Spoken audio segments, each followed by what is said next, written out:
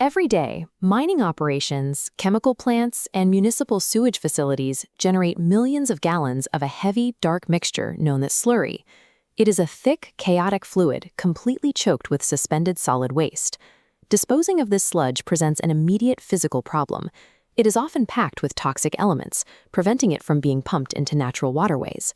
Boiling away the water requires massive amounts of energy, and leaving it in holding tanks to let gravity settle the solids takes entirely too much time.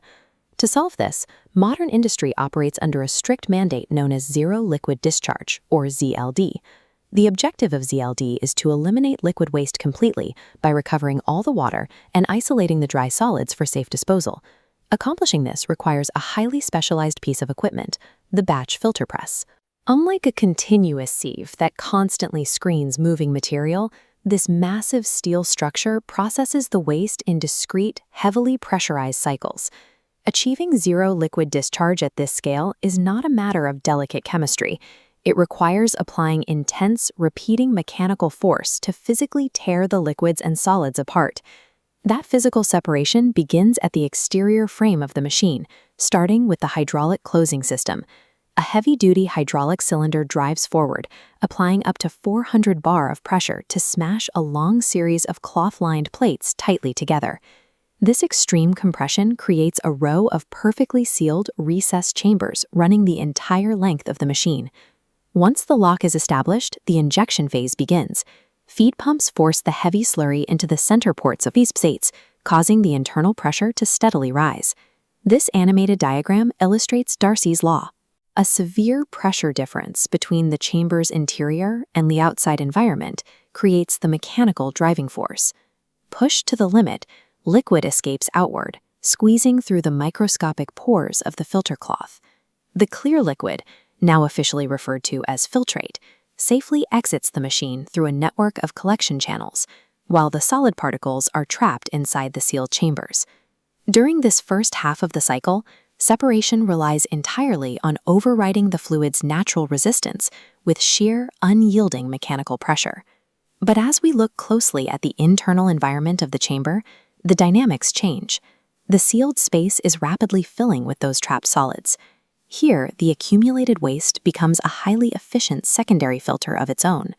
The solid particles stack up against the cloth, forming a dense, porous wall known as a filter cake. As this cake grows thicker, the fluid faces higher resistance, and the flow rate of the escaping liquid naturally begins to slow down. Despite this drop in speed, filtration quality actually peaks right here. The densely packed cake effectively traps increasingly finer particles that might slip through the cloth.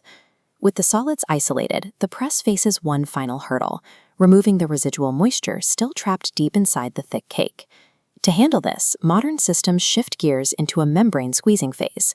Compressed air or water is pumped into internal membranes within the plates. Inflating these membranes at 8 to 16 bar physically wrings out the cake, forcing the last drops of water out of the compressed solids. The efficiency relies on this sequence. It uses intense initial force to separate the heavy mixture, then utilizes the physical mass to trap the remaining contaminants. As the cycle concludes, the exterior of the machine resets. The hydraulic pressure releases, and the massive steel plates slowly pull apart. With the extreme pressure gone, gravity takes over. The dry, compacted filter cakes detach from the cloth and fall freely from the chambers. The chaotic slurry has been completely split into two distinct outputs: crystal clear, purified filtrate on one side, and highly compacted, dry, solid blocks on the other. That liquid can now be safely reused in the plant or returned to the environment, while the dry cake is stabilized and ready for transport, disposal, or mineral recovery. By systematically applying physical laws to massive volumes of waste, the batch filter press serves as a critical infrastructure checkpoint, cleaning up some of the heaviest and dirtiest industrial processes on Earth. As the cycle concludes, the exterior of the machine resets. The hydraulic pressure releases, and the massive steel plates slowly pull apart. The dry, compacted filter cakes detach from the cloth and fall freely from the chambers. The chaotic slurry has been completely split into two distinct outputs: crystal clear, purified filtrate on one side, and highly compacted, dry, solid blocks on the other. That liquid can now be safely reused in the plant or returned to the environment, while the dry cake is stabilized and ready for transport, disposal, or mineral recovery. By systematically applying physical laws to massive volumes of waste, the batch filter press serves as a critical infrastructure checkpoint, cleaning up some of the heaviest and dirtiest industrial processes on Earth.